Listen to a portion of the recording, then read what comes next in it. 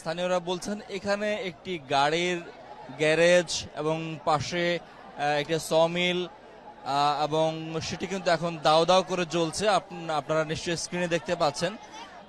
এবং এটি খিলগাঁও তালতলা বাজারের পাশে, এবং এই জায়গাটিতে প্রায় 1 ঘন্টার বেশি সময় ধরে দাও দাও করে জ্বলছে।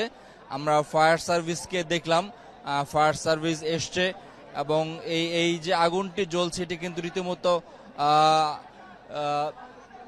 দাও দাও করে জ্বলছে। ওই কোণার থেকে হয়েছে, অল্প থেকে চলছে, আমরা পানি দিয়ে নিবানোর চেষ্টা করছি, পারি নাই। ফায়ার সার্ভিস খবর দিচ্ছি, ফায়ার সার্ভিস 1 ঘন্টা পর আসছে। ফায়ার সার্ভিস 1 ঘন্টা পর আসা, তাদের কোনো তৎক্ষণিক কোনো ব্যবস্থা নেয় নাই। পরে ব্যবস্থা নিচ্ছে, পানি আনছে অল্প এক গাড়ি, পানির কোনো ব্যবস্থা ছিল না। সম্পূর্ণ চলে পুরো শেষ। আমরা অনেকগুলো গাড়ি বাড়ি করছি, মালপত্র বাড়ি করছি, বাড়ি করে চেপে রাখছি। এখানে গাড়ি ছিল, বড় বড় গাড়ি ছিল, সিলিন্ডার ছিল, তারপরে রাবারের কারখানা আছে। এই গ্যারেজটার ভিতরে, এটা গাড়ি গ্যারেজ, গাড়ির কারখানা। পুরোটা কি গাড়ির গ্যারেজ? জি জি, পুরোটাই গাড়ি গ্যারেজ। গ্যারেজ আছে, রাবারের ফ্যাক্টরি আছে, রাবারের গোডাউন আছে, কেমিক্যাল আছে, যে কেমিক্যাল আমরা বাইর করছি এগুলা, বুঝছেন? এই হয়েছে।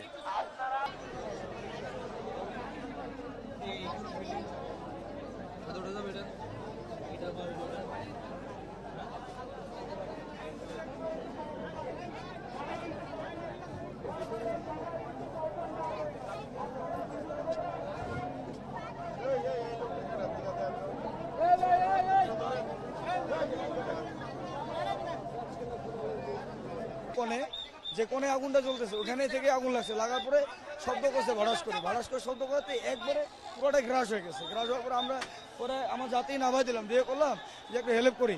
ওরা আমার সিএনজিটা আবার ওই পাশে একটা ফ্ল্যাট আছে, ফ্ল্যাটের নিকে আমি দারোয়ানকে বলে 50টা টাকা দিয়ে ওখানে ভিতরে রাখছি। থাকে এখন 2 ঘন্টা 3 ঘন্টা আগে কম্পিউটার লাগছে, 3.5 ঘন্টা আগে। তখন থেকে ভিতরে খালি শব্দ হয়েছে, ভাড়ানো হয়েছে। গাড়ির ভিতরে যে সিলিন্ডারগুলো আছে এগুলো নষ্ট হয়েছে অনেকগুলো। আরও কিছু কিছু উদ্ধারকারী আছে, আর ভিতরে গেছে, আল্লাহ জানে এখন আছে কি না, সেটা কি অবস্থা আল্লাহ তালাই জানে। অনেক আমার মনে হয় যে অনেক মানুষও ভিতরে চলে যেতে পারে বাবা, বুঝছেন তো।